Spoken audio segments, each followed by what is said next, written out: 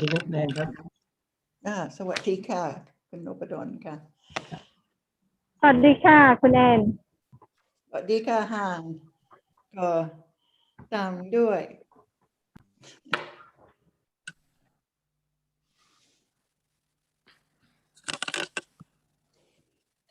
สวัสดีค่ะคุณแอนค่ะ สวัสดีค่ะท่านอาจารย์ค่ะ สวัสดีค่ะอาจารย์ค่ะ ทุกคนสบายดีนะคะ สบาย ส ดี วัสดี ค่ะ ค่ะขอบคุณค่ะ สวัสดีครับ Morning, everyone. ครับทุกคนนะครับ Adhika, Jan, Anne, Roti, everyone. Helloสวัสดีครับ everybody สวัสดีครับอาจารย์ Hello Tatal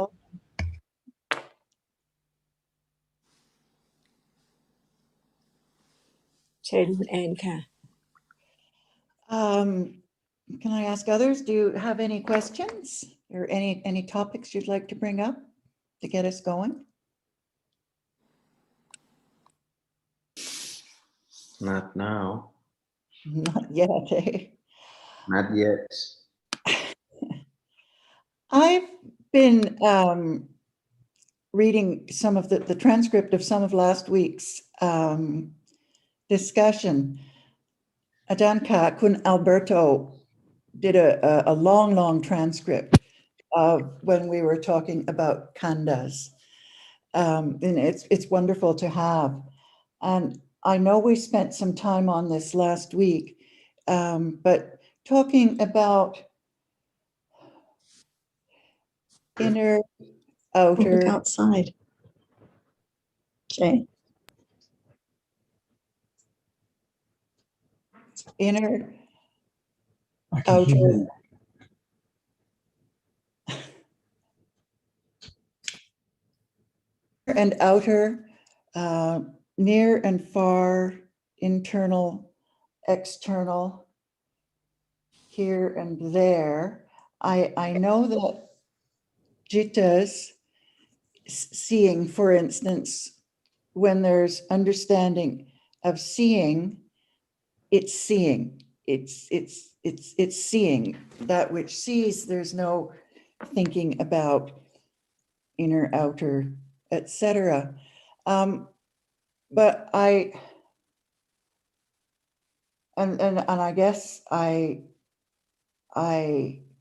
realize that until there's sufficient understanding, we may not know what the significance of the Buddha's making these distinctions were. Adan, can you talk more about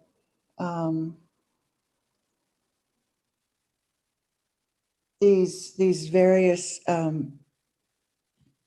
categorizations or designations of inner, outer, etc. The only thing the one thing I did think about is that it may be perhaps so that we don't attribute seeing, for instance, or feeling. Well, I don't know. I can't complete that sentence. Can you talk a bit more about that, please, Ajahn? Yes, I think that we have to understand the point of studying, right? Buddha Yes. enlighten everything, no matter in this world or other world or the whole universes, not just one. But what for? Just to tell us that what he enlightened, that's about everything which no one knows, because even it's there now, no one knows. That's why so many things that he taught in different aspects, so much in 45 years. And just for anyone to understand what is there as it is. And so many things are around. So how can we understand just one thing in all aspects? It's impossible. That's why listen to understand how much ignorance is there and what is the point of studying. Even we know a lot about inner and outer and everything, but no understanding what is there now. Is that the intention or the point or Buddha's Mahakaruna, great compassion, just to let everyone can understand when he listen to his words, to understand what is there. Because after his enlightenment, he said, our dhammas are so very subtle, and we shouldn't just pass this word, go across it. But what is the subtlety? What is the very, very deep reality which is appearing now, but not as it is? Because the rapidity of the succession of the arising and falling away of this moment, what he talked about must be at this very moment. That's why how can there be the understanding of even one word like that which now experiences? It is I all the time, no matter from waking up in the morning and go to bed at night, or I in a day. But what about the truth? The truth is that actually there's no anything that can be taken for I at all. Because what is conditioned to arise and appear now is not known as it is. That is conditioned, not by anyone at all. That is the truth, and it's gone completely, absolutely, never to return. If all the words of the teaching doesn't lead to this moment of understanding what is there, it's useless from life to life. Just the word heard in different language, and when one was born again in any life, what language is that? It's not the same as one has heard before in the past. That's why the understanding of the teaching can lead to understand the word that Buddha taught. For example, inner and outer. We don't have to think about that yet. But what about now? Before there can be the understanding of thinking about inner and outer, what is there now to say that it's inner or outer? Not just the word, but the reality right now. It's not known yet, but it's there. And Buddha taught about it so much in many aspects, like inner and outer, but not just to understand the meaning of outer and outer, but understanding the truth which is there now. Otherwise, whether it's inner and outer, it's only thinking about it. But at moment of understanding, seeing, can it be outer? Beginning to study what is meant by the truth of that which is now appearing, can seeing right now, no thought about the room of people and things around, but just seeing itself. It arises and see. Is it outer, see, or inner? No thought about that, because at that moment, no place at all, because only that which arises and experience. But there can be many, many seen by conditions in this world. So what is the inner and what is the outer? And what's the use of thinking to find out, to work out what is it, inner or outer? But it's there to be known. By then, and when it appears, nothing is there. So inner or outer? Because it's just that very moment, not other moment, not other seeing, other place or other world at all. Only that which arises, see. That's why learning to understand the truth, that actually seeing right now, arises and sees, nothing there around at all, because one object can be object at a time. And when it is the understanding of that which now experiencing, at that moment, no one, no place at all, no matter in or out, inner, outer, interior or exterior, no thought about that, because there is nothing but only that. So when there is the understanding of such, one understands the meaning of seeing at that moment, not seeing out somewhere other moment at all, because actually it's only there, only one. So we begin to understand what is meant by inner and outer, not just work out and find out when it's outer, when it's inner, and so on, but the characteristic which arises and appears, no matter it is that which experiences or that which cannot experience, no one there at all, no thing in it. And even that Buddha taught that it's only the nimitta of that characteristic.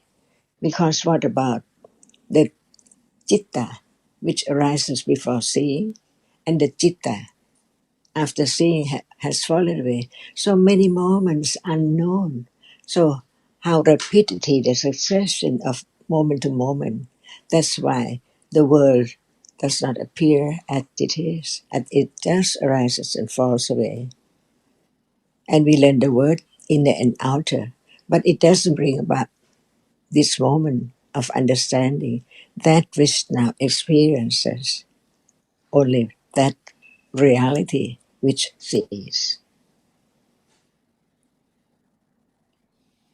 That's why, but when Panya has developed enough to understand where Slopa, it let go Lopa all the way until Lopa cannot lead to the moment of not understanding that which is now appearing.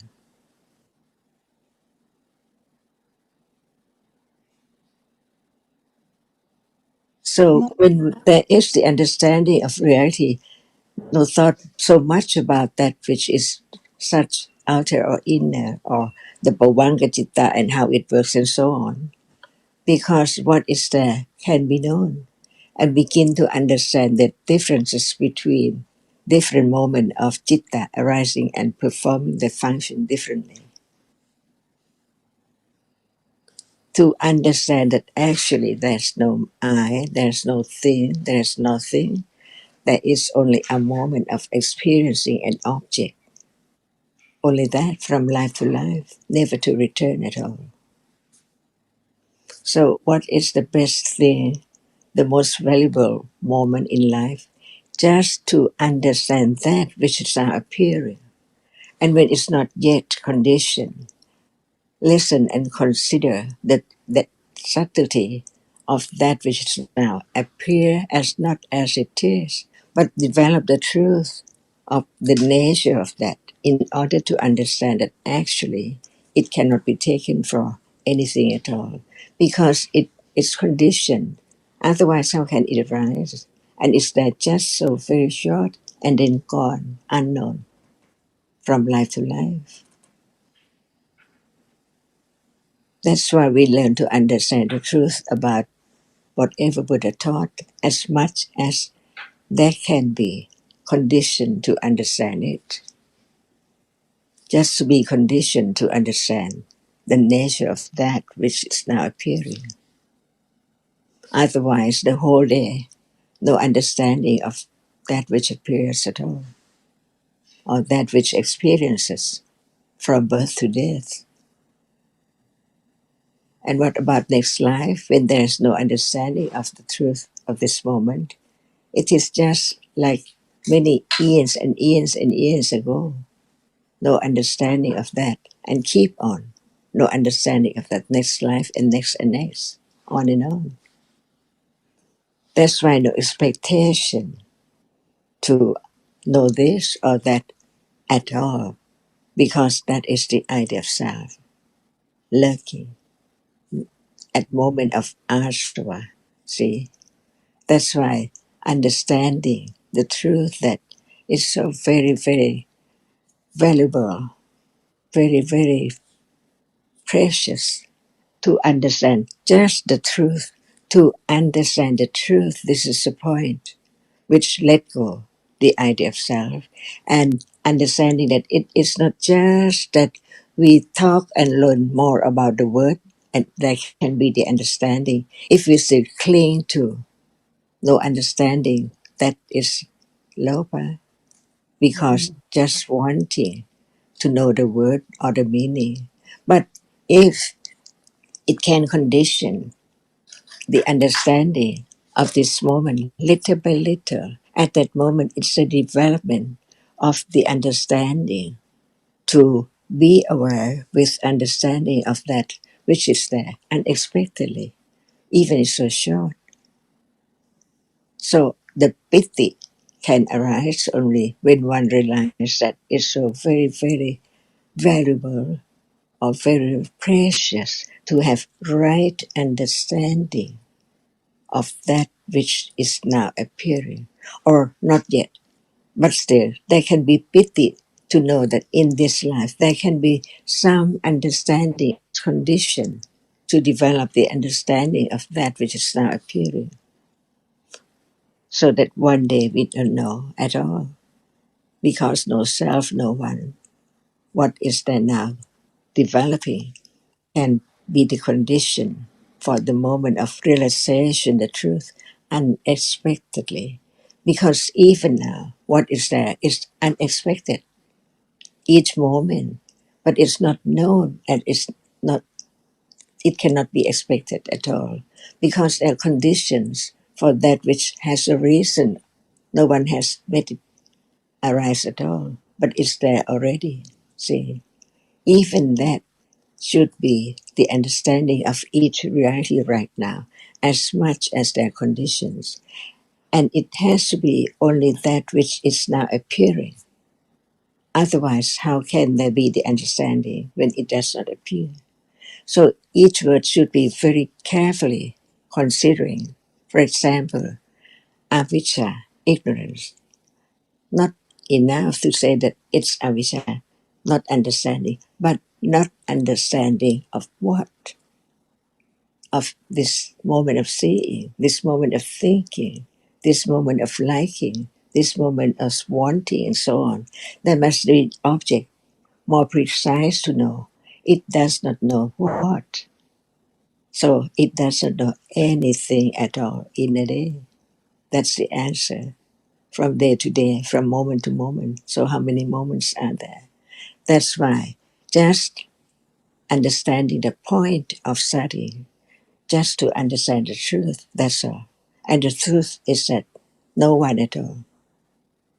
What we take for the whole world, if there's nothing arising at all, how can there be the world? So many things around at once. But actually, there must be only one reality arising and falling away. But still, it has to be by nimitta. To understand the truth of even the mitta can be known by only one nimitta of that particular reality, which is not a single moment. This is so natural, so anything can arise at any time, even right understanding, or clinging, or anger, or anything. Because before it can be even the object of thinking about it as not me, it's only that. It's only that characteristic which is so unhappy feeling, or something like that, one by one. Not the same one at all in samsara. So life goes on with understanding that there should, or there can be understanding when there is wise considering of what Buddha taught. Dhamma, everything, so many, many things not known about them at all. Just learn to understand the truth of whatever it says. It has conditions for its arising and falls away unknown. That's why learning about this truth and what is there is so different. Seeing is not that which is seen. Hearing is not sound, not seeing, so on. So many different realities in a day. Learn to understand the nature of the realities as they are, so that there can be a little more letting go the idea of self. That's why the skillful understanding of pariyatti only can condition the moment of directly understanding what is there now, little by little, until it appears well that it's possible only when there are right conditions. So, in or out, what is there now? If it's not known precisely, how can there be the understanding or meant by inner and outer? They can't. For example, at this moment, see, is there anything inner or outer? See, in this very moment,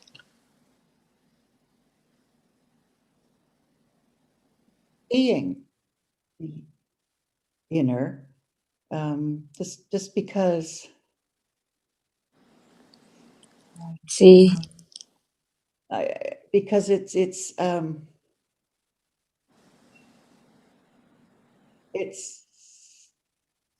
without sense base, there won't be seeing, and the sense base is, I can't say it's part of this body because there is no body. I don't know. I'm probably thinking too much to try to figure something out when I shouldn't be. that's why what about just know that there are so many moments of everything, and in order to understand what is inner and outer, it's the moment when it's there. Yeah, yes, That's all. I can see that. Yeah. But there must be different reality. This is not that.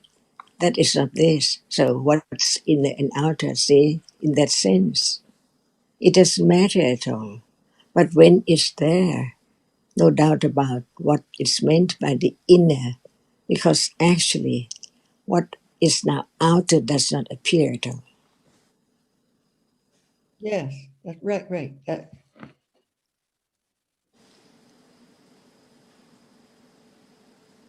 And just to let go. So no clinging to the inner and outer. No matter it's inner and outer, it's just that which is conditioned to be object and then gone instantly.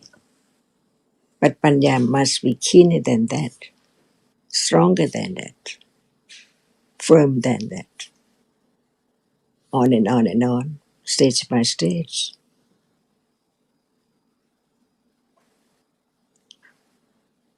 So many traps.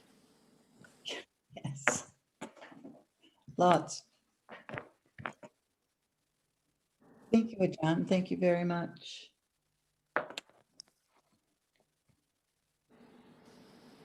Just to understand, see, and there can be joy and pity to be able to understand the very, very deep Dhamma reality right now, deeper than anyone can imagine at all, because what one think with attachment, different from with detachment, because of understanding the truth closer, clearer, until it appears as it is. So the confidence of the Buddha, the great virtues of him, become firmer and firmer on and on. The one who enlightened, and so compassion to think about the others, to let everyone to understand that.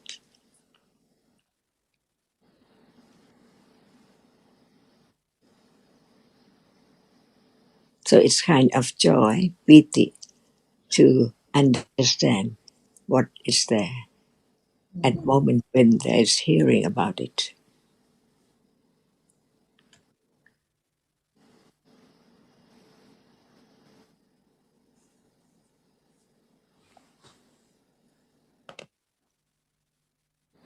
Just understand some point or some aspect of any reality. It's enough, I think, to condition the understanding of no one and no self. Otherwise, we are busy working out whether it's inner and outer.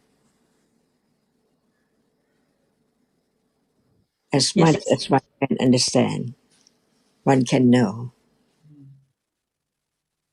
That's the trap, isn't it? Definitely a trap if there's the idea that by working it out or by catching the definition that there will be understanding, because it's quite different from just understanding what appears now. Like the words inner and outer will be completely forgotten. But what about the seeing now? What about I sense now, different from what is seen, the visible object? So Yes. I think the point is a good one that Jan just said then, that if there's the idea that every word, every detail has to be understood, that's a big trap, instead of just understanding what can be known about what appears right now.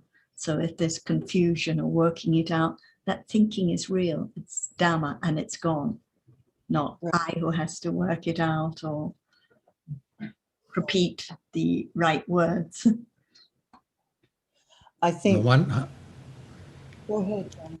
just going to say briefly, on the one hand, we know that every word the Buddha spoke was of significance and that nothing he said was superfluous. So we have the idea that everything we read has some meaning that is to be understood.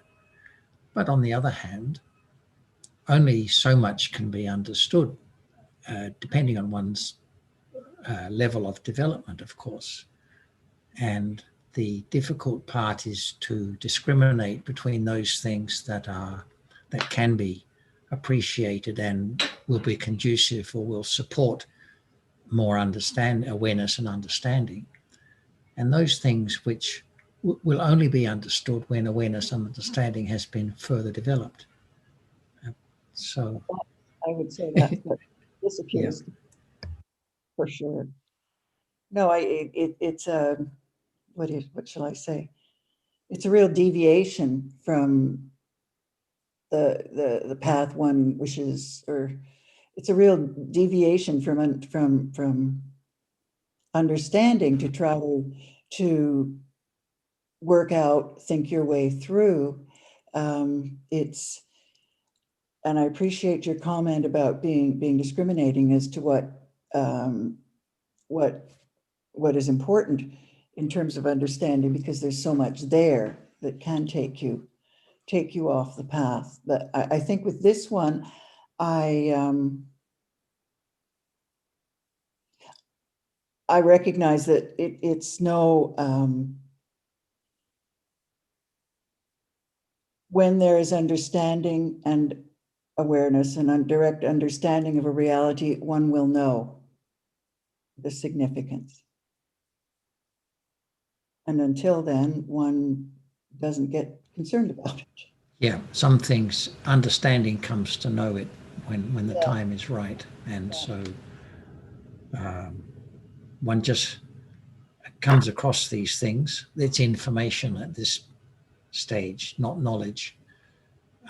But it's kept in mind, and who knows when the conditions will be there for something that one has come across to be understood. Right. Thank you. Thank you, Ajahn and Sarah and Jonathan. And it's a good reminder for all of us, like we know the asava of ditthi comes in so quickly, and the idea of I can work it out if I repeat it or if I just hear a bit more.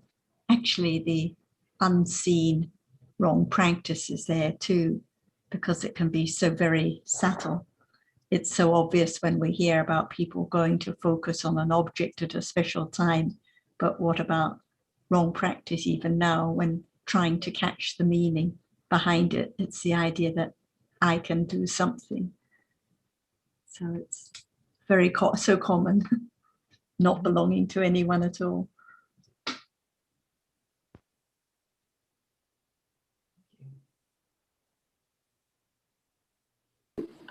Other topics anyone likes to raise? Come back. I don't know if you are listening live at the moment, because last time you brought up the topic of sharing merit, patidana, and metta. And at the very end of the discussion, I think we ran out of time, and I had the idea that you weren't fully satisfied, or there was more to go. Are you there? Yes, I'm here. Actually, I'm preparing for breakfast. So Multitasking. yeah, I think the main point that I was concerned about is whether when one think about a dead person, someone who passed away, it can be with metta, because and the reasoning was that if when one think to the one that has passed away, when one would like to make known our good deeds, so why one cannot think about that person, in a way with wishing well for that person, wherever he is, as another being, in another place, whatever. That is the main point that I was wondering.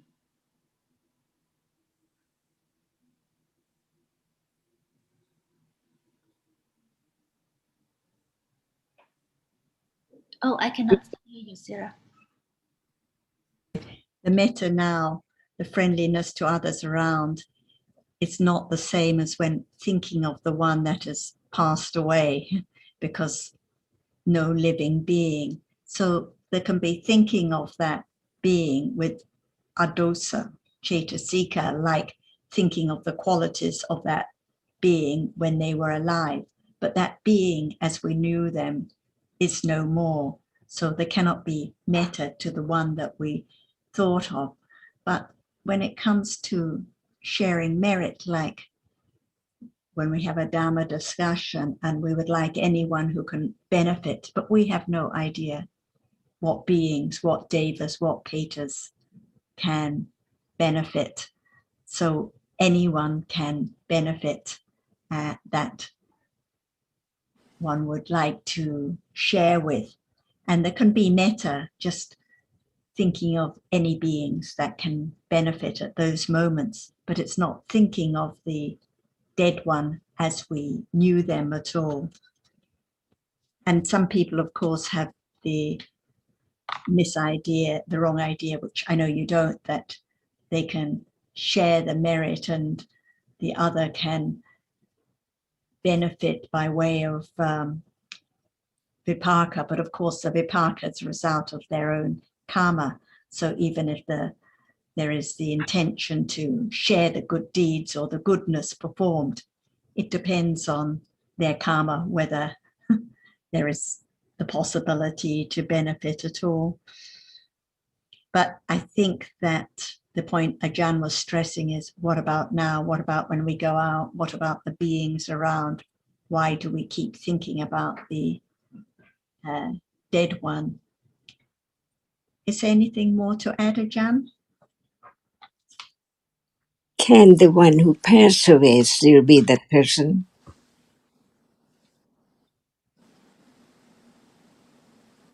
Impossible.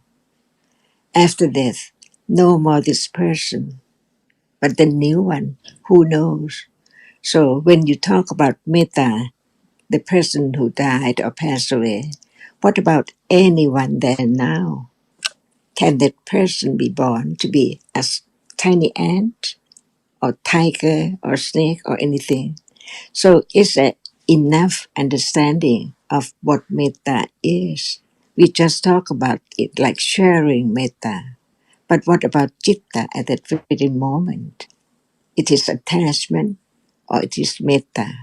So the characteristic of a reality which is metta, see, non-lopa, no attachment. But as long as there is the idea of my father or my mother or my friend passed away, so I share my metta to them. How can that be? Because no more that person after death. That is so true. So whatever or whoever now can be parents and friends in the past years and years ago. So what about the characteristics of metta? It's to be friendly to anyone, no matter that can be the past one in the last life or so on. But what about right now?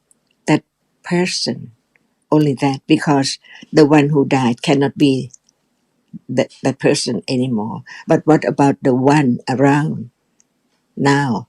What about the feeling, attachment, or friendly? That's why there should be the understanding of the difference between lopa, attachment, and metta, to be friendly, ready to help at any situation, no matter with speech, kindness, or with deeds, just helping just a little bit.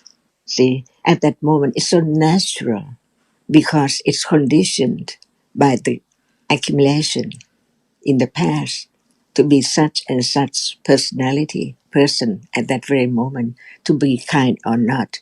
So it depends on moment of speech and act or deeds at that very moment to understand what is there in mind. But it's so very subtle because it can be almost exactly the same like when we do with attachment to please the one we like or so on, see. But actually the understanding can condition more metta because understanding about all are only dhammas, no one at all. Even the very, very bad or cruel person. What about that? What do you feel? Someone might talk very badly about that person, but at that moment, where was the badness? Ones who think about it, or the person who act or do that's very wrong, criminal or something like that. But that's why with understanding only, there can be metta to anyone, not only just one's father or mother who died and so on, but anyone, criminal, so bad, or very good one, all are the same. To be friendly, see, just any way that one can do for them at any time, that is metta. Otherwise, we just think about sharing metta to those person or even something that to oneself. But actually, how can there be the one self and have metta to oneself? See, it's wrong. That's why there should be the understanding of the truth, the absolute truth, so there can be more understanding, which understand that very moment, whether it is metta or attachment. And usually, when attachment is there, no one knows at all. Follow the attachment on and on and on in different ways with speech and deeds. But study Dhamma to let go attachment or to have more attachment.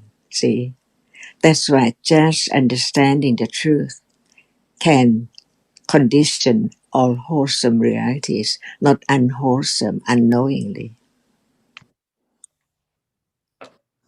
Can there be metta to the bird which is seen? Oh, it's so very lovely. See, you give food to them because you like them, want them to be happy, or what for?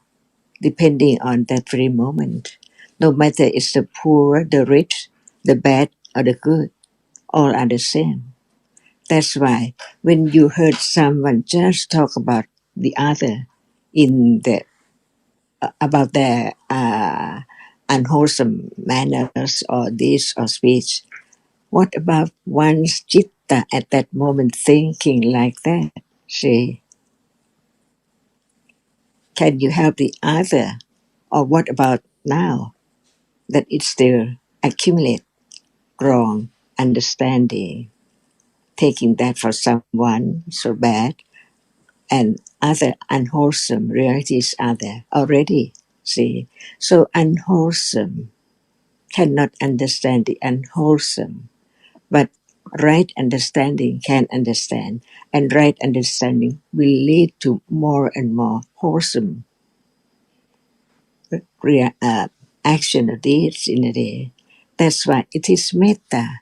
So you can be metta to anyone on the street, in the bus, in the or whatever is there, in the room, in public, at the market, or anything. Just be kind. That's all. No need to just think about the past one, my dear one, my father and mother who died, and so on. Can a snake be one's friend in the past life? See? What about metta? You just recite metta. Is that metta or just wanting to do that? That's why lopa is very, very difficult, very, very subtle to be known. It's there all the time, almost all the time. When we talk roughly, not talking about the vipaka or the other moment. Just be kind, loving, be friendly to anyone, a child or an old one or anyone in the house, on the street, in the school, anywhere. So very, very pleasant feeling with kusala. And Ajahn, could you say a bit more about the jitter at time of patidana, please, and what is the object of the jitter? Because this is the point that Dhamma has raised. We have to understand what is meant by dana. See, to give things away or anything like Dhamma to the others. What is useful for for the receiver? It's better to give, no matter it's used, but it can be useful for the other. To the one who receives, it's all right. Don't mind much about whether what can I receive as result and so on. Just whatever is useful to the other. That is things, dana.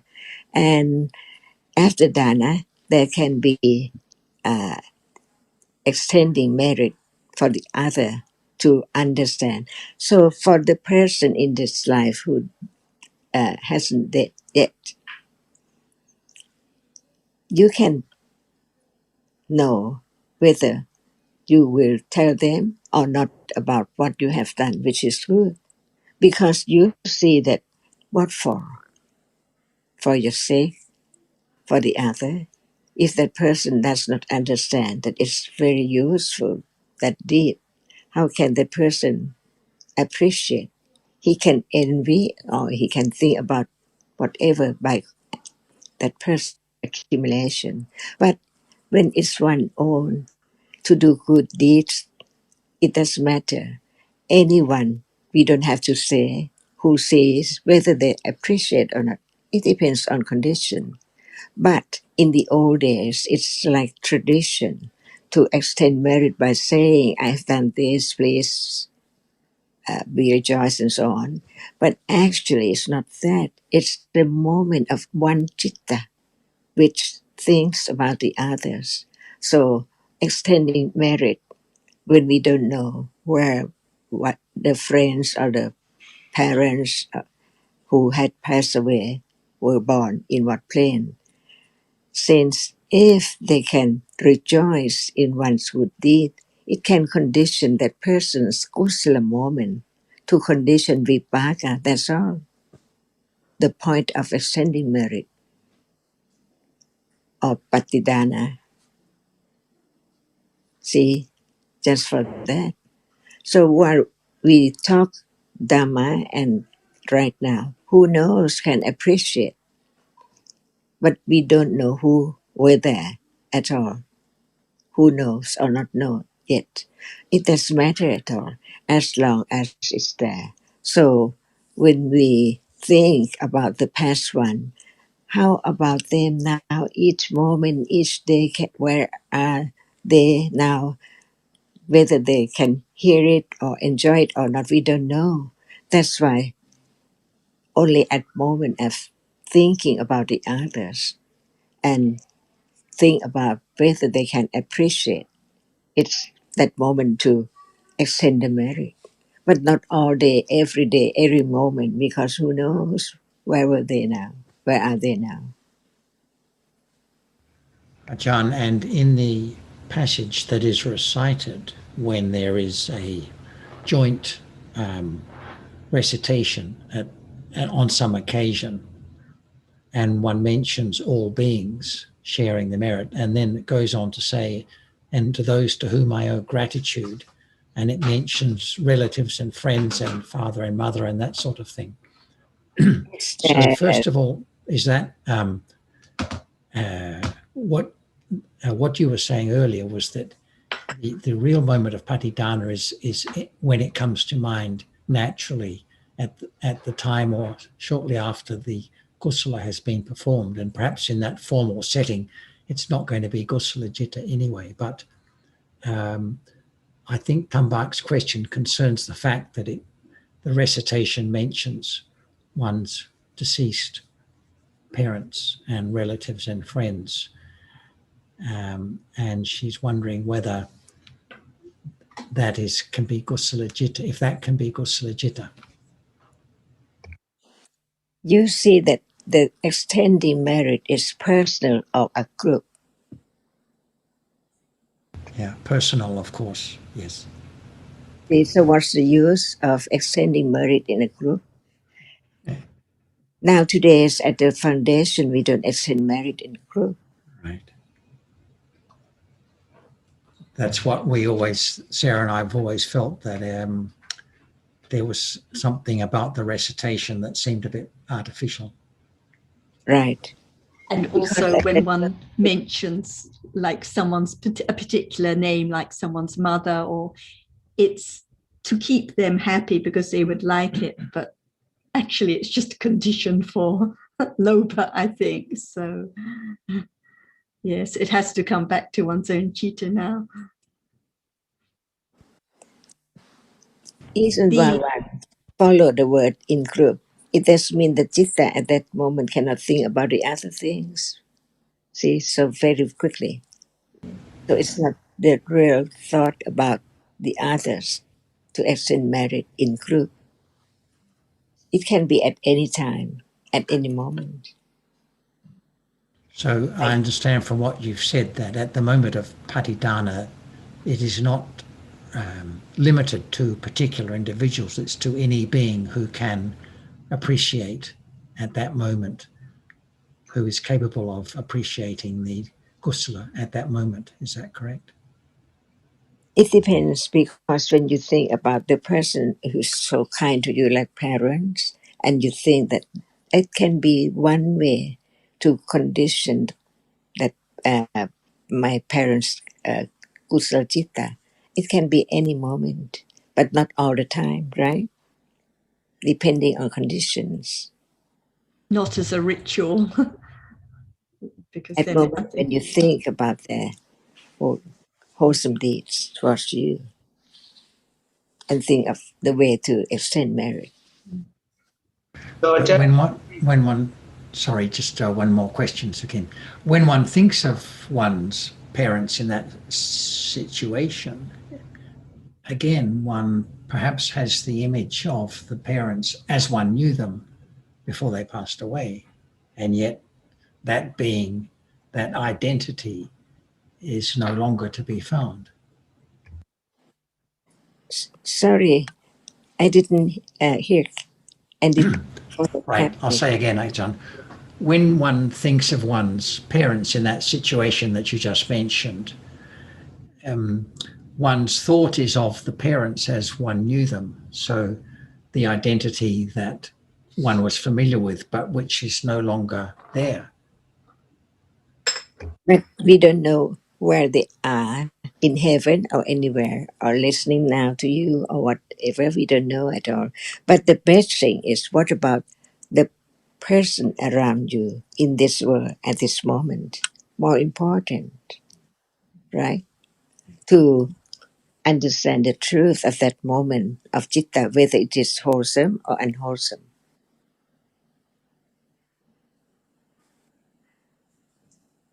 That's why to extend merit is one manner of wholesome deeds.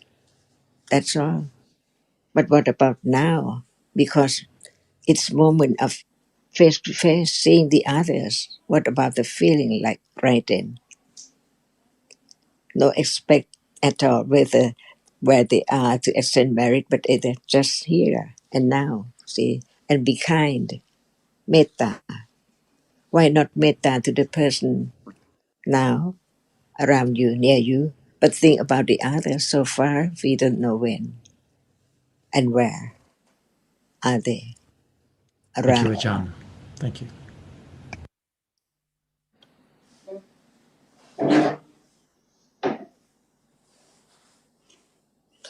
So I think that the best way to pay gratitude to parents or anyone who do good deeds to us in the past is to be good so they can pity, joy, appreciate the goodness. That's the best thing.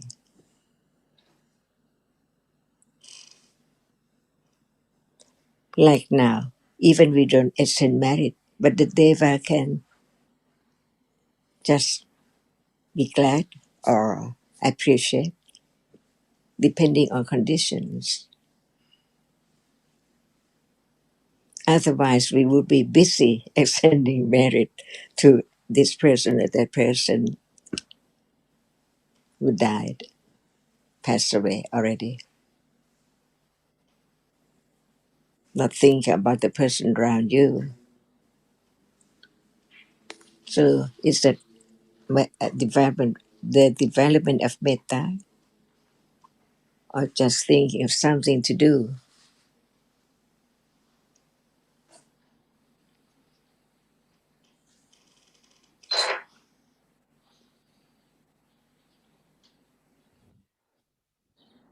Were you going to say something, Sukin? No, that initial one was, but I've got something else to ask about. The initial, Just if same topic. yeah, I mean, similar, related, but I'll ask the initial one. So Achan was saying, talking about thinking about one's parents and thinking about what they've done and the gratitude and all that. So although it's not, it may not be the parents who will appreciate, since you're thinking it with kusala about the gratitude, with gratitude, as someone else present can appreciate that. So even while we extend it in the name of the parents, we're saying that may my this person or that person, some other person can appreciate that. So it depends on who is there. So now talking about being present, and Achan just mentioned devas, I was wondering, uh, does the text say anything about when devas are usually there? When they are there, is you, because we you also said that in while we are discussing here, does the text talk about an occasion such as a group discussion and discussing Dhamma, that it's a condition, it's a chance for devas to come and listen and appreciate? Is it our matter? It's not, but since you mentioned about devas, and I thought that maybe if we are alone studying in a book, then it's unlikely a deva will come. But when we are in a group like this, maybe it's a condition for devas to come. Does deva come to Chetawan, another Bindaka? I don't know. We don't know. But are the deva? Yes. And at that very moment, is it time to think about deva or just doing good deeds? No time to think about devas. But So then the question can be how do devas come here in the human place in the first place? And if they come, are there specific conditions for that or not? And is it more difficult when we're online than when we're all together in the same physical place? That's exactly what I was thinking, Jonathan. What was the question? Are we now talking about that which cannot be known? Yeah, we're talking about that which cannot be known. And have the So devas what got about- Zoom yet? So what about do good deeds to parents before they die? Or anyone die? Not only parents. Is that not metta? Oh yes. I mean that you know. Is it better than just thinking about it? Yeah. It can be known. Yes, Ajahn. I think there are so many expectations, that past relatives can listen and benefit, but we're not the Buddha. Who do we know? Who can benefit? Who can listen? So when one does when there's metta or any goodness, just anyone can benefit. Yeah, but even now, why think about one person and not the others? It's anyone. Anyone Yeah. at all. Otherwise, it's about this one has attachment to, or it's like thinking of the Sangha, thinking of this bhikkhu, oh, but this one behaves Right. badly and not that one. What about just thinking of the Sangha as a whole that shared the Dhamma? So it's the same, sharing with anyone that can benefit, no need to think. And in the end, it's all about panya. If there's no understanding to see the value of kusala, then it's not going to happen anyway. So then you end up having attachment rather than metta. And when it's thinking about one's particular parent or friend that passed away that one would like to rejoice, attachment is there for sure, because it's not anyone, any being that can benefit, that there can be kindness for. I think that the sutta actually, Sundra referred to it last time, that is always quoted as the commentary to where it talks about King Bimbisara offering the meal to the Buddha, and the ghosts, his relatives in a former life, made a terrible noise until he dedicated the offering to them, and then they could benefit immediately. And I think this is the one that's often quoted and leads to the traditions in so many Buddhist countries of offering a meal to relatives and so on, dedicating it to other being by actually performing a deed or speaking out. But who are we to know or have any understanding about who is listening or benefiting? And what about the jitter when one dedicates a meal? Is it with attachment, or is there metta to anyone? So it always has to come back to this moment. And I suppose there's... King Tisara knew that they were there, so he extended the merit to them. He knew, but we don't know who's. With wholesome, it can be with metta, see, helping would like them to be born as not that ghost anymore. And to be able, helping them to appreciate the good deeds at that time. And I think if one is thinking of people to whom gratitude is owed, that is, who supported one in one previously, that would presumably itself be a kind of, or could be a kind of kusala. And one is just reflecting then on the qualities of the individual. So there's no idea of thinking of them in their present situation, in their new life, shall I say, but one is reflecting on wholesome qualities that were exhibited in when they were still alive. That's why when you were saying earlier about thinking about the particular person, and it can be with the idea of someone, I was thinking too, but also there has to be the concept of person in order to think with gratitude. So that's the main thing, the gratitude.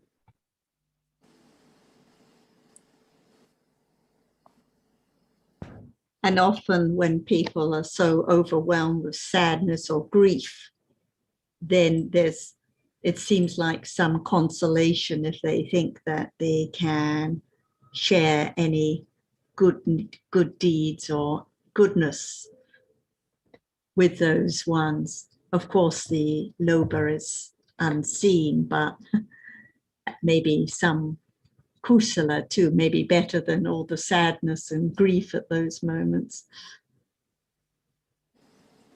And also, I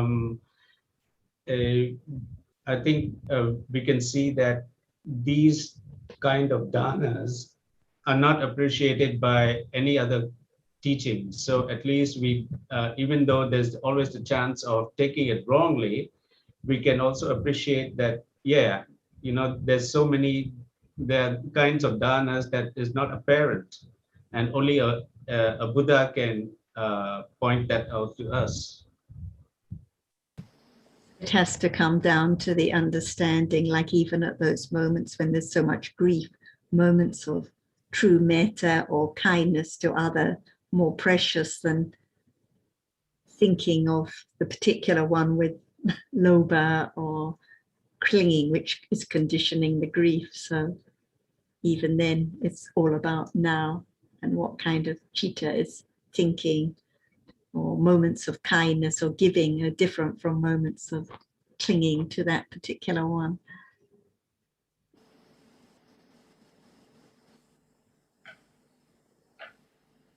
I very much appreciate Achan's comments a little while ago about all of the beings around us at this moment.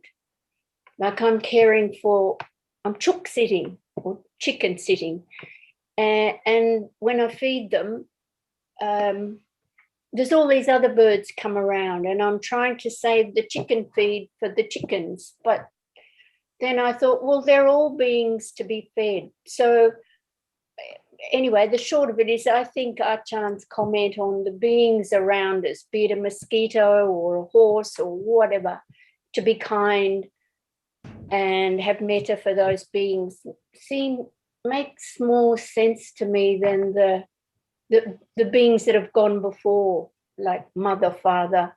I've always found that a bit vague. So the beings around me, pardon? Yes, the beings around, and they've all been our relatives. Any beings without any selection, not just the ones we like or the ones that have pretty colors, but any beings, any little insects, any geckos, Ajahn, any beings. Yes, thank you. It's all back to the here and now, for sure.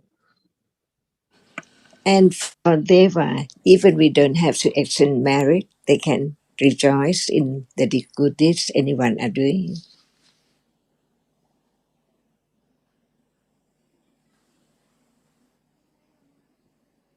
So all depends on condition for Jitter to arise by conditions, by accumulation too. Do you know who now extended merit to you as their previous of former parents or friends? See? That's why all depends on conditions. For those who can rejoice, or it can condition the vipaka, wholesome vipaka, then we can extend the merit. See, like the dead one, just for that person, because we don't know who were dying or who were born in such and such plane, but just that person in our thought about that it might be helpful condition for them to be kusala, to condition their own kusala vipaka. That's why it's one way of performing kusala, wholesome deeds, because unwholesome deeds cannot condition any wholesome vipaka for anyone. It has to be one's own. If that person does not rejoice in your good deeds extending to that person, it cannot be conditioned for that person's kusala vipaka. That's why, as we don't know and we cannot know, we know this moment whether there is metta or not. That is the way to develop wholesome kusala. Otherwise, in a day, all different akusala in different ways all the time. So even one way of good deeds condition is so very precious.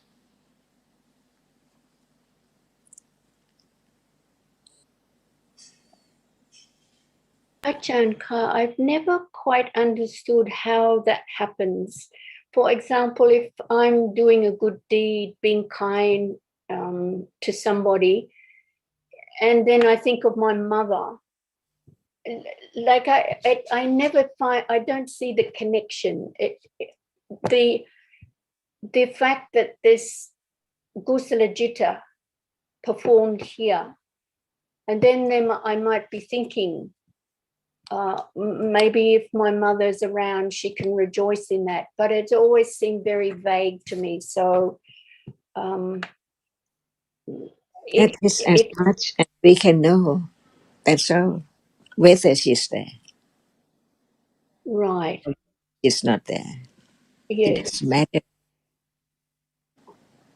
Yes. Okay. That makes sense. It's if they happen to be there, well, that's good. If not, well, that's okay And whether also. they appreciate or not, we don't know either. See? And I think also it depends on the person.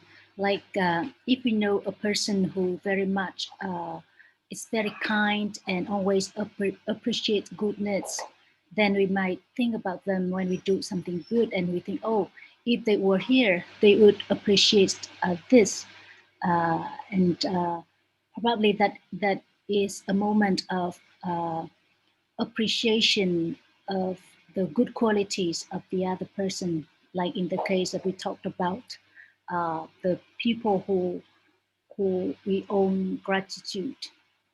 So something in the same line. Yeah. That's why when one is doing good deeds, we don't know how many people could appreciate that. See? Because no one appreciates the wrong deeds, wrong speech. But when someone has right a wholesome moment, anyone can appreciate or not, depending on their own accumulation. So do good deeds for anyone who appreciate too. It doesn't matter at all. Because only good deeds could condition good result of vipaka.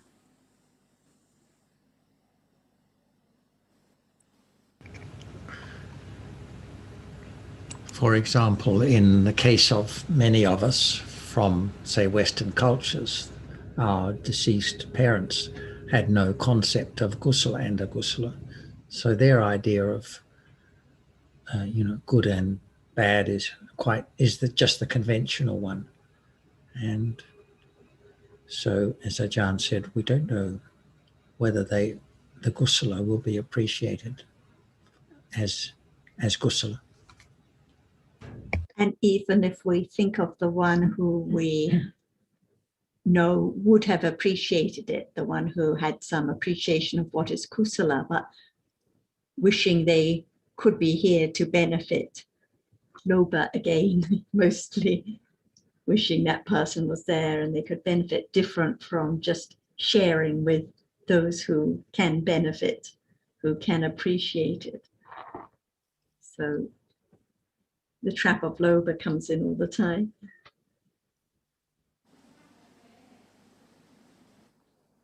Yes, it can be wishing or it can be appreciating their own qualities as well. It just depends on the Different moments, yes, yes. Like now, if I think, oh, Nina would appreciate this discussion, I wish she were here, then Loba comes in for sure, different from just appreciating that others have the ability to understand or benefit from the kusala. So different moments.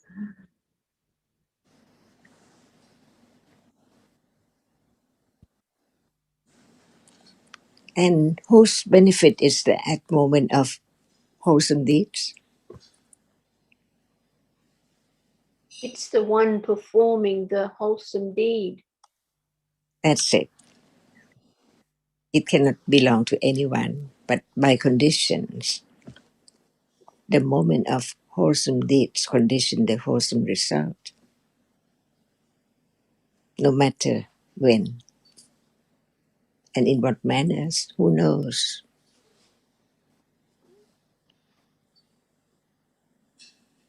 That's why have confidence of the Dhamma is wholesome deeds too, not go wrong.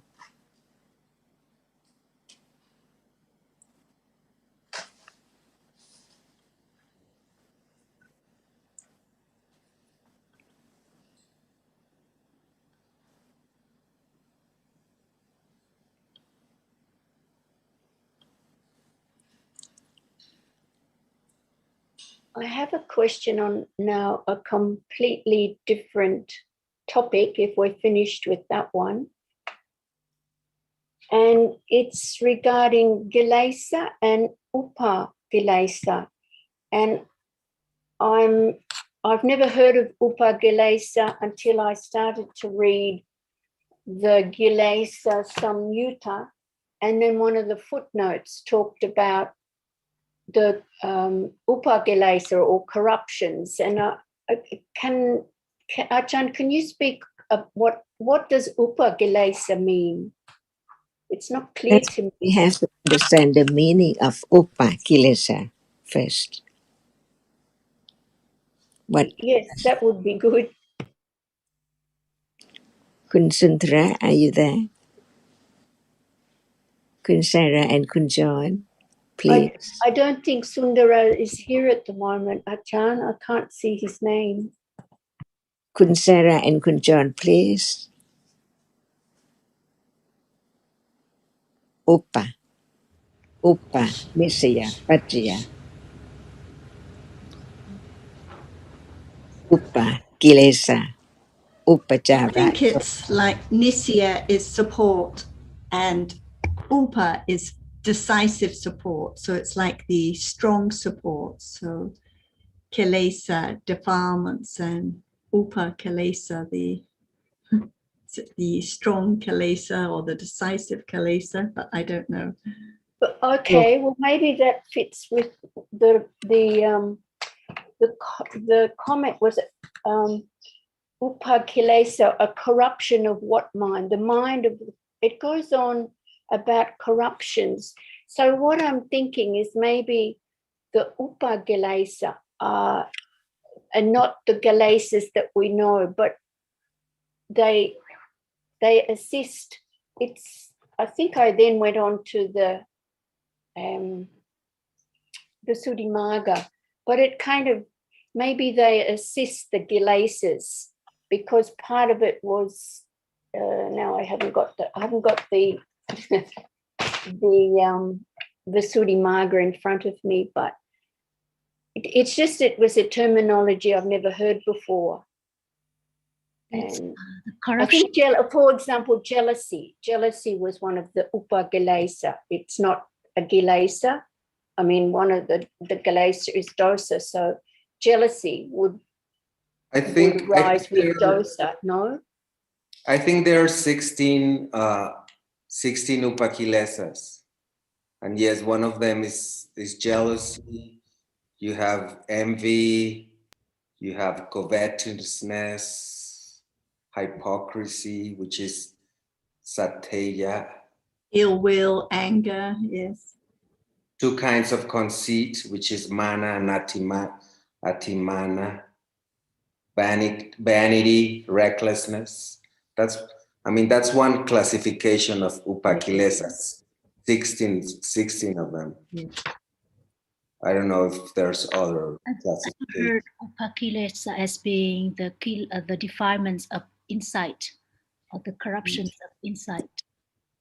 Yes, at a stage of insight when it's easy to take it for higher attainments and not see the danger of clinging and the kilesa at that point. Yes, it often comes in that context of insight. Right. Like That's right. Even just one word should be understood gradually more and more. For example, when we talk about upa, it's strong enough. For example, upa nisya patya, the habits of doing again and again and again accumulated so that it is strong enough to condition any manners later, because people different or sitting or walking differently by nature of upanisya pajya too. But another word, when it goes with upak kilesa, it means that the kilesa which is strong enough to be known. For example, envy. See, it's strong enough to be that it's there, even just a little bit or very strong enough to be known. Because now there's attachment to whatever is there now, unknown, not strong enough. But when it's upakilesa, it's strong enough to be known by different manners, like clinging, craving, so on, wanting so much for something that is strong enough to be known. That's why there are 16 kinds of that which is strong enough to be known. Conceit, when it's there, is quite different from the other moment when it's not there. Strong enough to be known as craving or with mana, conceit, or dosa, with envy, and so on. But it doesn't matter at all, because can that be the understanding of dosa right now? Of akusala cetasika right now. See, when it's not known, it's not upakilesa. But when it's strong enough, it is known as such and such and such. 16 different ones. The asavas, like when we were talking about the very subtle loba, but it's not the upakalesa when it's the asava. And actually when it mentions the first one, covetousness and unrighteous greed, Abhijat uses that word visama loba. So it's the one that is so strong, it's apparent. So, Ajahn, upakilesa is not the same as vipassanukilesa. You see that who knows vipassanupakilesa? Only panya. That's why the kilesa which can be known is upakilesa, depending on conditions. Even right now, it's just exactly the same, unknown. But when panya is there, it is known right then. So it depends on the meaning of situation too when we use the word upakilesa. Vipassanupakilesa, see, even is such very, very clear and understanding, more firm confidence of the truth, but it's still there to be known for the higher panya to eradicate it. Otherwise, it cannot be eradicated. So what we can say is that upakilesa is that which is strong enough in the sense that it can be known.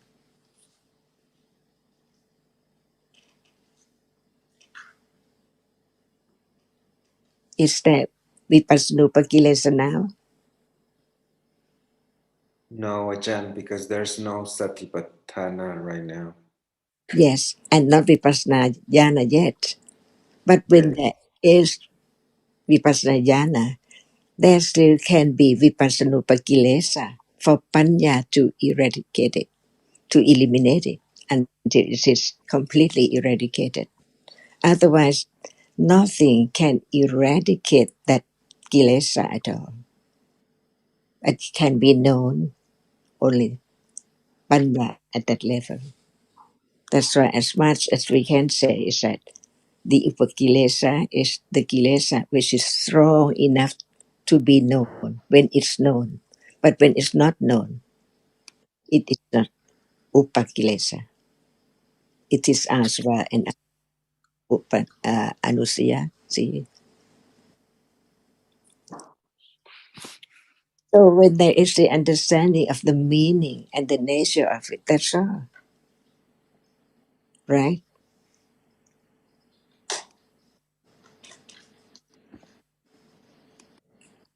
No matter what is said in this page or in the text or what, at moment of vipassana or not at moment of vipassana,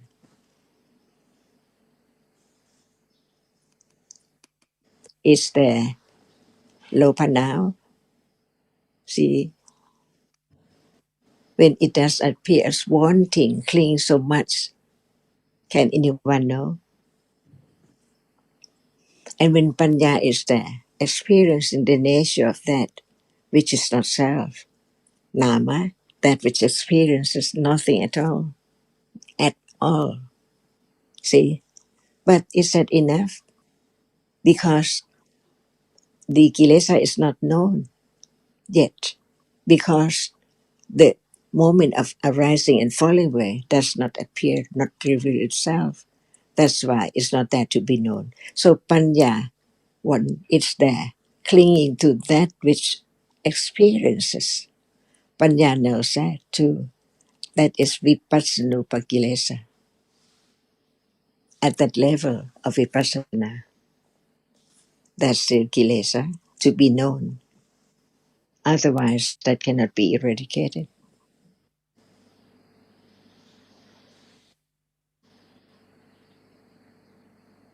That's why the understanding of one reality by different aspects can be known by the development of by the developed panya, strong enough to understand instantly when that object is there by anatta, no expectation at all.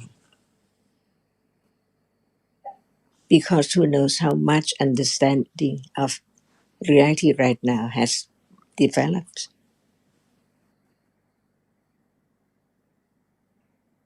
until it's there.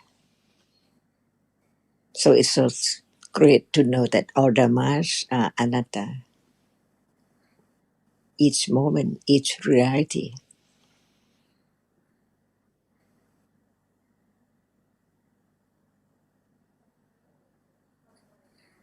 So upagilesa are strong kilesas, and they're not necessarily hindrances to vipassana, but they arise any time in the day. Is that correct?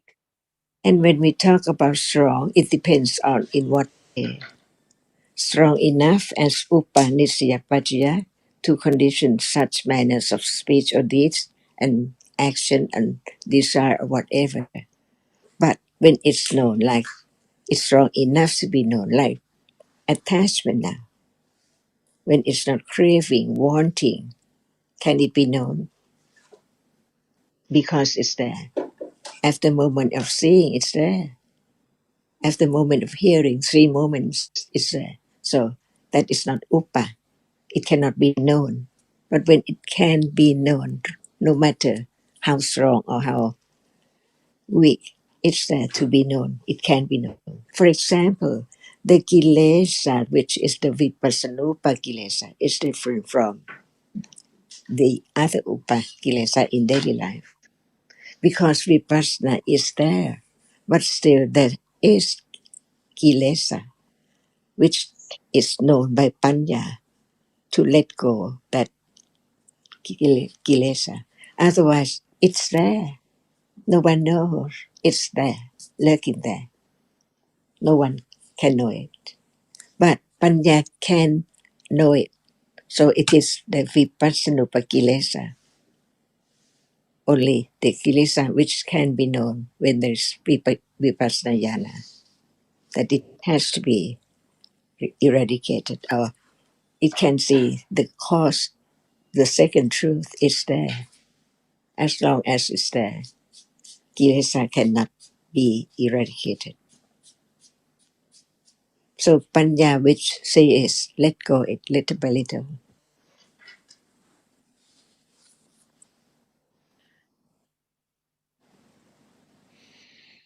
Well, the development of Panya just seems to be getting harder and harder. That's The it. more I Beginning to understand how deep it is, how subtle it is. Otherwise, there will not be wrong understanding. Even the person who understands the words about Chitta and Cetasika still have meditation center. It means that no understanding of Dhamma. Just remember the words.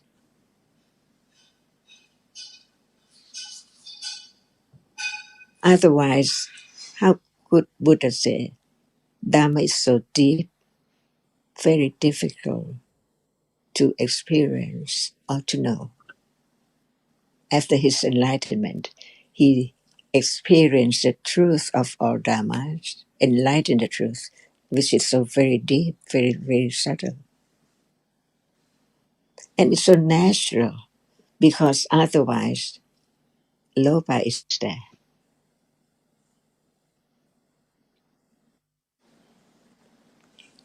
Living together in the same house, in the same place, no matter where everyone goes is there all the time. Never leave, never go away.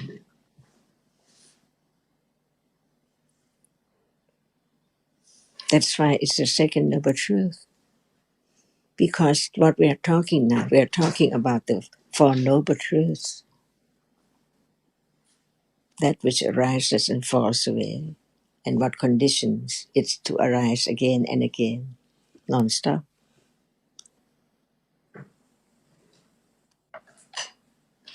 As long as it's there. The world, the arising and falling away of conditions roll on so very, very rapidly. It seems that there is someone and things are there all the time, from life to life.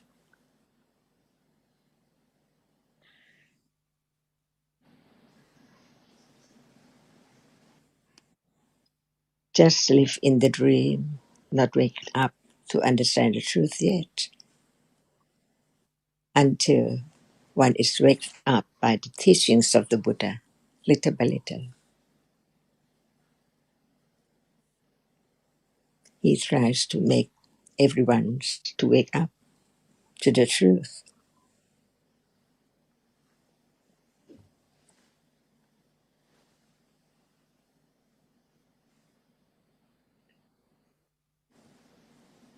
What is there so rare? No more, even right now. Yesterday, no more. Last year, no more. A moment ago, no more. All gone.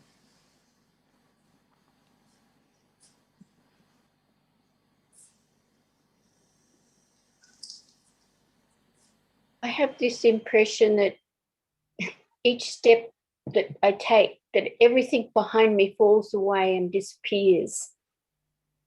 But that's just a picture I have in my head. But that's really what happens, that each moment, the last one's gone completely.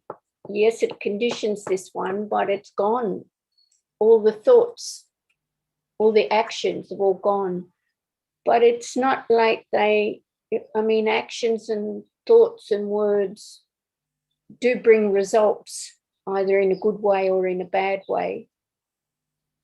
As Buddha taught about reality is by way of five khandhas. See, and Upadana khandas, all five too. As feeling is not known, it's there, unknown, as my feeling or I feel. I remember, I understand, I see, khandas or akhandas. Otherwise, we just said the word khanda. But what about khanda now, each one?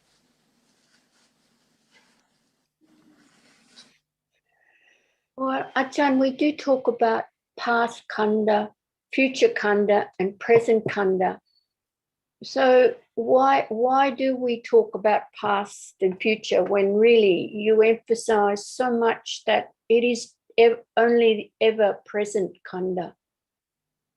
Does it stay? Does it last? This moment, seeing. No, doesn't last. So it's the past when it's gone, and the future when it's not yet come. And this moment, arising and falling away, unknown.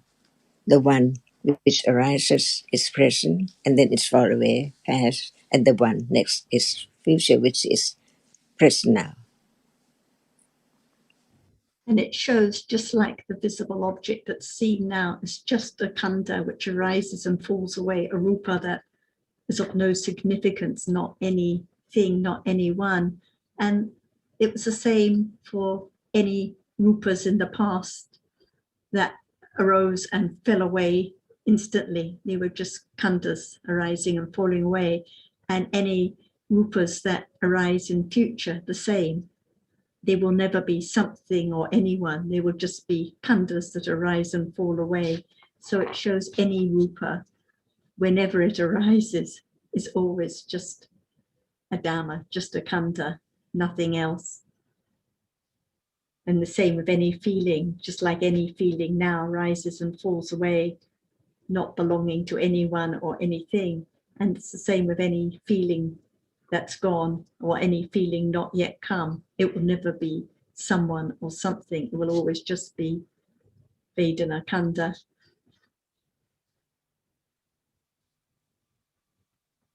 So when there's the understanding of the reality appears now, the nature of Vedana now as just Vedana, then there is the understanding that any Vedana in the past, any Vedana in the Buddha's time, any Vedana in the future, it's always just that characteristic of Vedana which they can begin to be understanding of right now.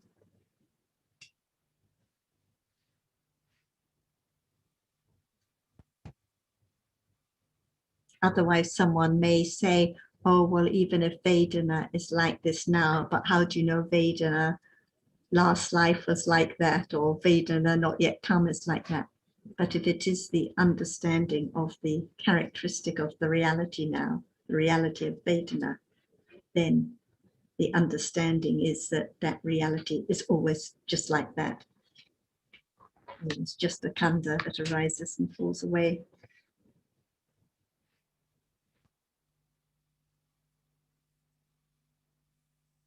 I think the more I learn, the more I sort of would like to be able to help other people, but so many people just don't want to know.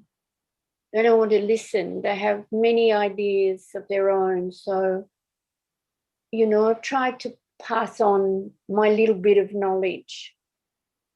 And maybe I've gone about it in the wrong way, but there's not many people that want to listen to now, and that it passes away. They kind of look a little bit blank, and then there's a subject change. So possibly I'm not a very good teacher. No, Zita, why was the Buddha disinclined in the beginning? Oh, probably for that very reason, Sukin, that he could see. I was actually thinking of the Buddha just a while ago about how much compassion the Buddha must have had to take on teaching this great mob of ignorant people. I mean, he knew the ones that weren't ignorant. But he knew there were a lot more. Like Wilhelm just posted something really good on DSG about the, I can't quite remember it was, but you know, there are people who do listen, but then they wander off, and there are others who do listen and that they stay and listen some more. And so I think the Buddha could see all of that. So a lot of compassion and loving kindness, I imagine.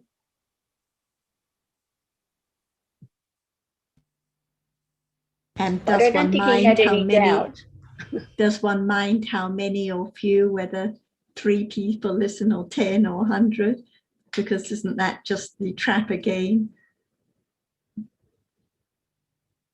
And it's often the people that you like, that you would like to help.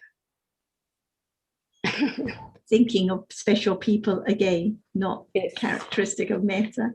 Yes.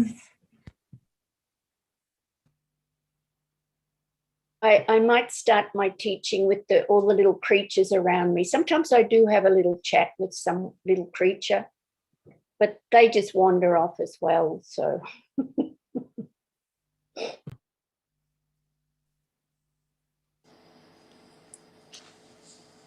Passion. have to learn little creature language then.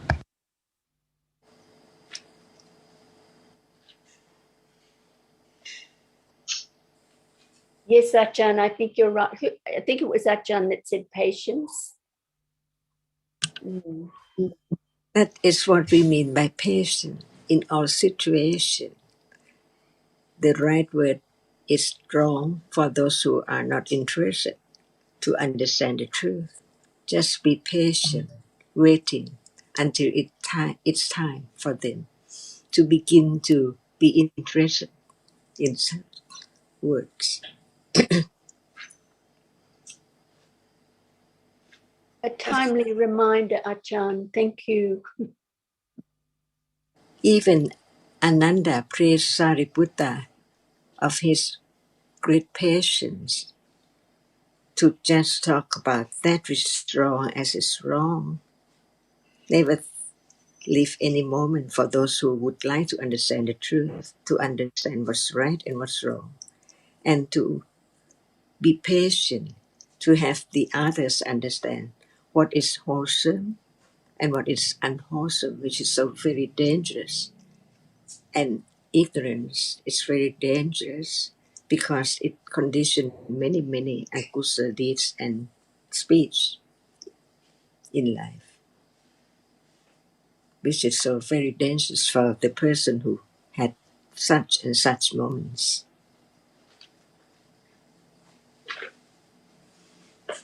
So how much greater patience for the Buddha for 45 years to teach in details just to help the others to begin to listen and consider carefully, wisely, until it conditioned moment of understanding the truth, little by little, stage to stage,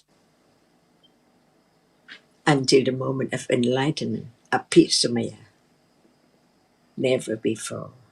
In samsara, to understand the truth that is so like what one has heard from the Buddha becomes true. No one thinking about that. See, even just one word, no one. But what is there? What is there? It's just that which is there by conditions, because nobody can make it arise at all. But the rapidity of the arising and falling away is so very quickly. That's why what appears is only the nimitta of that which arises and falls away. See how great. It's just like that. But who knows, depending on each accumulation, the person who hasn't accumulated enough wholesome to become Buddha can be the Savaka. Listen, and Savaka, so many conditions to be the Mahasavaka or whatever. Even right now, see, no one there only different realities are known until Buddha taught about each one to be known little by little as it is, until it appears, reveals itself as no one at all, no other reality at all, only that which is there, and then gone. Before the experience, the understanding of the arising and falling away can be known, revealed to Panya, it has to begin from understanding the nature of that which arises and experience. Just this word, only this word, a reality which is conditioned to arise and experience. See, only a moment,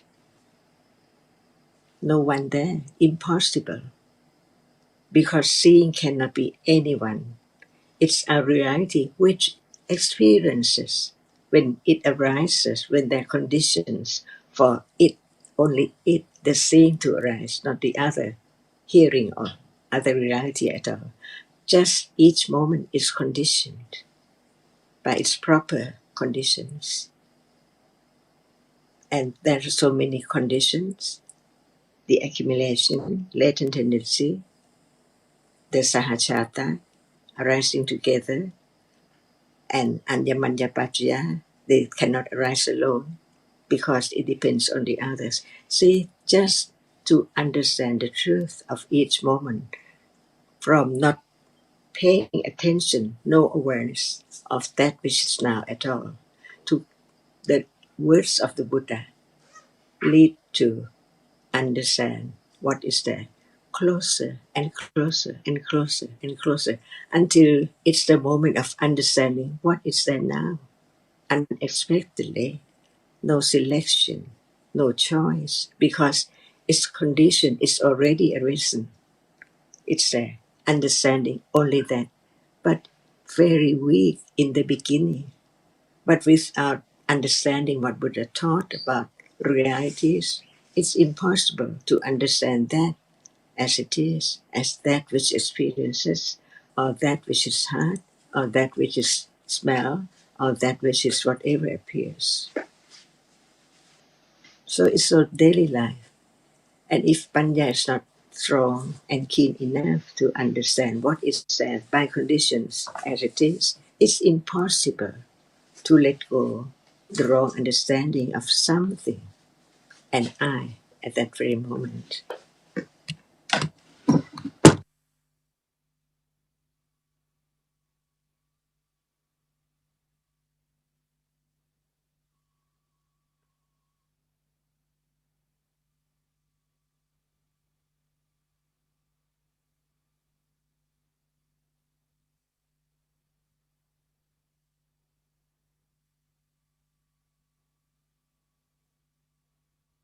So I was thinking as you're speaking, moments are conditioned,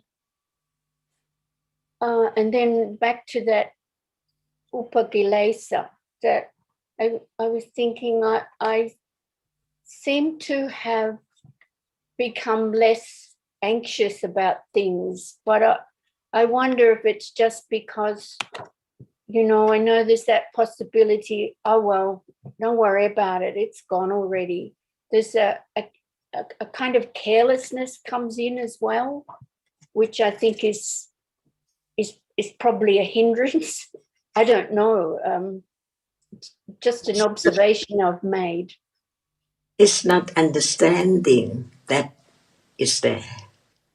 See, from moment of understanding to be moment of no understanding by conditions. That's the way it is.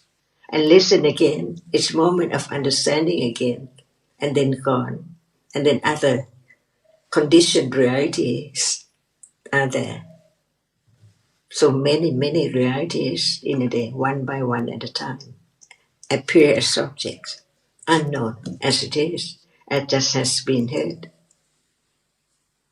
That's why this is the way, the path, the development of understanding from intellectual understanding, enough, so very skillful, so it doesn't mind at all. But because of understanding that they are not self. But it depends on how much accumulation of panya to understand it. When it's so little, impossible to understand what is there. That's why there can be the seeing the pressures of accumulation of understanding from hearing again and again and again by conditions. That's why we come to have this question naturally by conditions. But if anyone or someone doesn't come by accumulations, it depends on understanding too. What is there is already there. Lopa is already there. Anger is already there. But what is the understanding after it's there? As it is, as I, or very disturbed or what? All unconditioned realities, unknown. That's why only Panya begin to hear and consider the truth of the word little by little. No I. They are all conditioned realities, even at moment of not understanding or moment of understanding. Right now. That's why everything is just the same reality that we haven't heard before, and after we heard about the truth, it's still the same. Seeing is the same. It depends on whether there is understanding of that which sees now or not, or begin to understand it so true. No one can condition it to arise, but it's there already. That's why do not try to do anything, because whatever is there is conditioned to be there.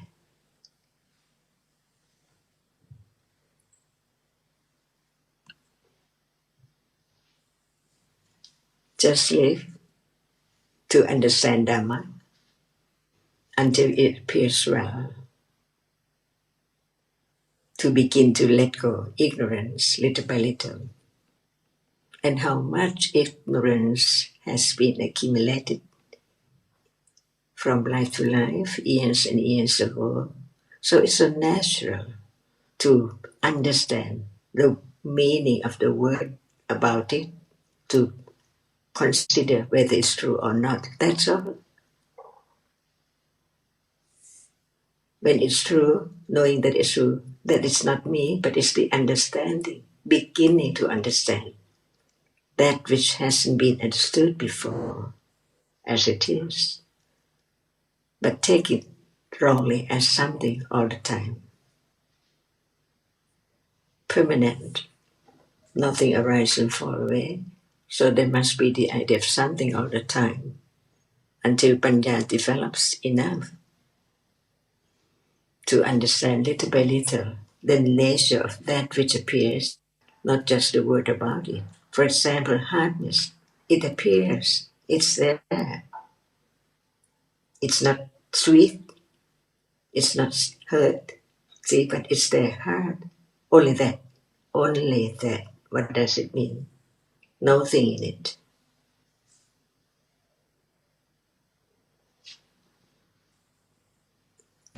Yes, I think usually there's obsession with the idea of self, obsession with oneself.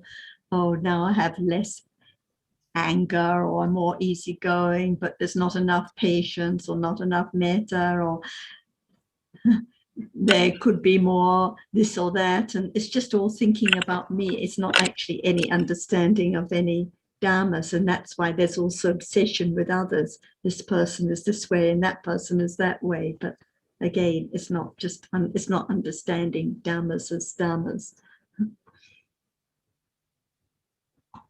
Sarah, I think you're reading my mind.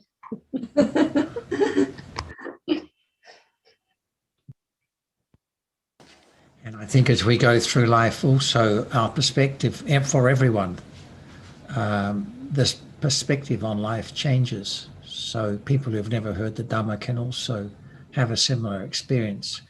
Just like children grow out of playing with toys and so forth, naturally it just falls away. Well, so when people get older, they can see see the futility, if you like, of chasing pleasurable experiences and that kind of thing. So we should be careful about attributing any change in that regard to necessarily to the development of understanding. It may be connected, or it may just be the natural course of things. I don't think we see the futility of chasing. I think I'm just too tired. It's called being world weary. Yes.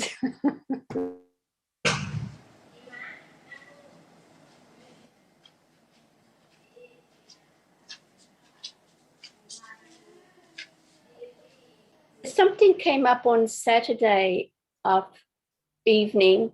Carmen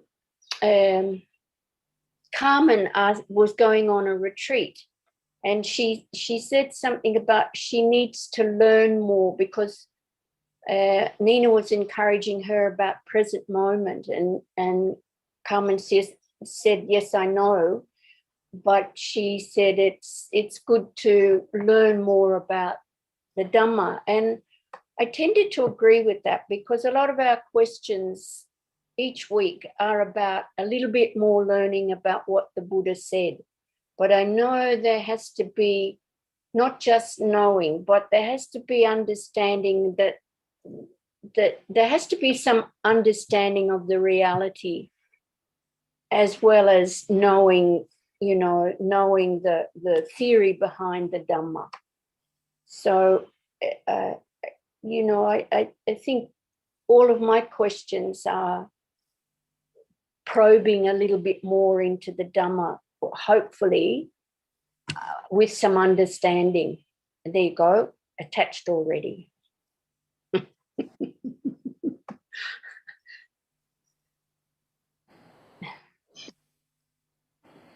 It's a bit like if we hear that conceit is an upakalesa, or we read that it can be included in one of the upakalesa, but if there's no understanding at all of the nature of conceit when it arises, like now or any time, what's the use of knowing that it's an upakalesa? Or it's meaningless if there's no understanding of the nature of conceit itself. I think that's the point. So one can learn the definition of what is upakalesa, but if there's no understanding of any of those realities when they appear in daily life, it can never ever be understood by the definition. That's what I was saying. It really has to, because it has to go along with understanding. Whatever we learn has to go along with understanding, and we can't make that happen. That is by conditions, as we're often told, regularly told. Yeah, so thank you. It's been a good discussion morning. Jonathan, I liked your distinction of between information and knowledge or understanding. Because I think initially, that's what we get initially, information. And if that turns out to wanting a deeper knowledge leading to understanding, then that's wonderful. But yeah, these are just, I think, phases that. Or to put it another way, as Ajahn often says, the Dhamma is not in the book. Right. So what's in the book is information. And talking about information, in the classification of 16 upakilesa, they talk about mana and atimana. Mana is usually translated as conceit, and atimana as arrogance. But other than that, I don't really know what each word means. Yeah. Maybe we can talk about it next time. What is stronger? Even it's mana, the nature of mana, but what is stronger? Probably Atimana is stronger, Ajahn. Ati makes it stronger. I don't Yeah. know. When it appears as ati. So right understanding begin to see it as it's stronger than the other, mana. So that which can be known as it is as upa kilesa, because it's kilesa and upa, no matter it's wrong or less, it can be known at that moment. So that which is known is upa kilesa, right? With ignorance, attachment, or with panya, of what degree, depending on that very moment. Do you know when it's so weak? Do you know when it's stronger or stronger than weak? Than when it's weak? See, it is known. So it's upakilesa, strong enough to be known, of different level, different degrees.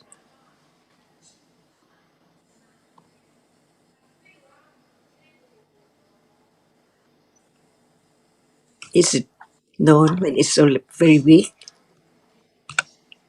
Not much. But when it's so much more, it is known too.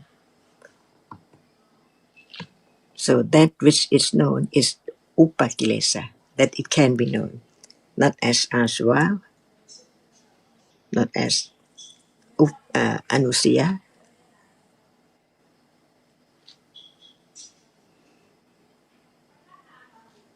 Can it be nivarana?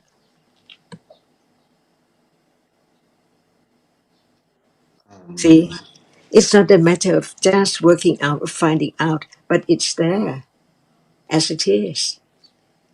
Never go away for quite a long time, nivarana.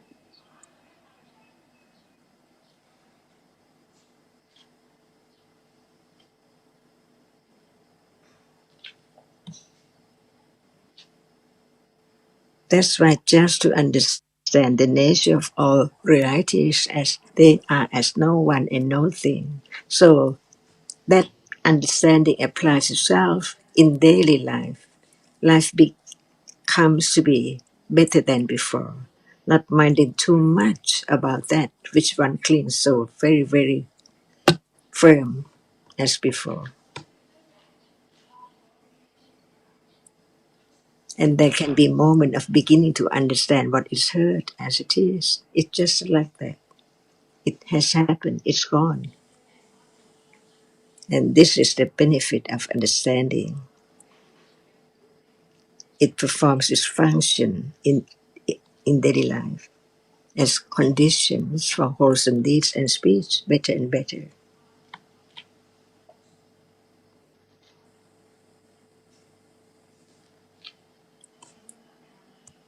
What is Niwarana? See what is Nivarana, Kun Sarah and Kun John, please. I was just going to say on Atimana, I think it is when the strong conceit, when one has a very high opinion of oneself, better, stronger, healthier than the others. So it's the strong conceit when comparing. And the nivaranas are also defilements that can be known, that appear in daily life, not like the asavas, the hindrances. Is the How many Nivarana? five Ajahn, 5 hindrances. What are they, please?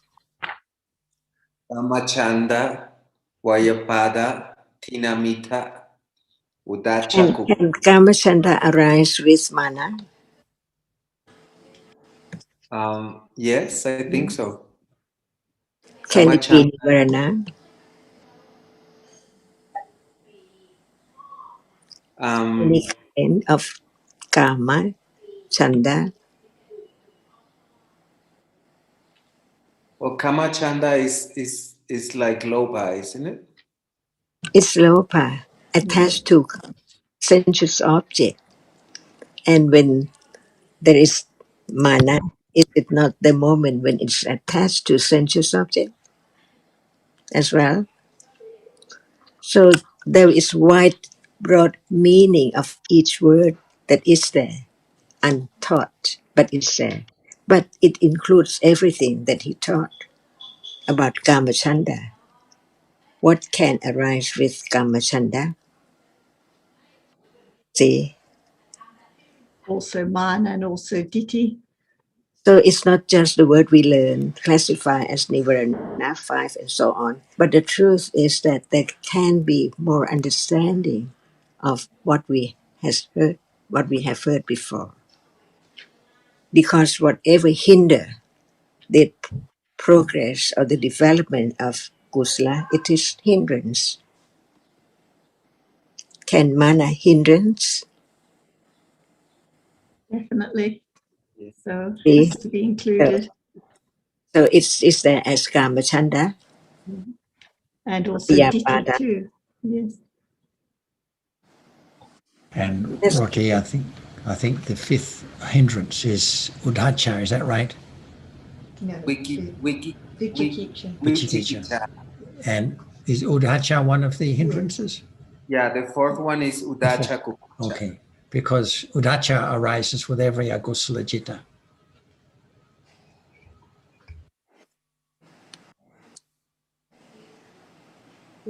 Translated as restlessness. Yeah. Yes. So the meaning is wider than that. It's not limited to just only the word, but the truth is there to understand what's meant by nivarana and what is meant by upakilesa and so on. Understand the meaning. That's why just investigate or consider what is the meaning, the true meaning of that word, and then is it there now?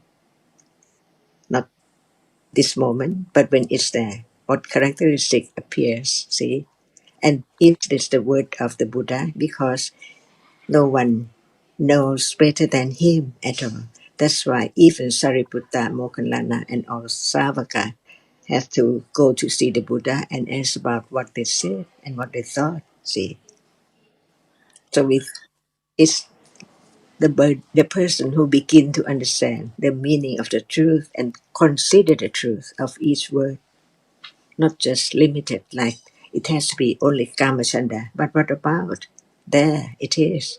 Can other unwholesome cetasika also hinder? See?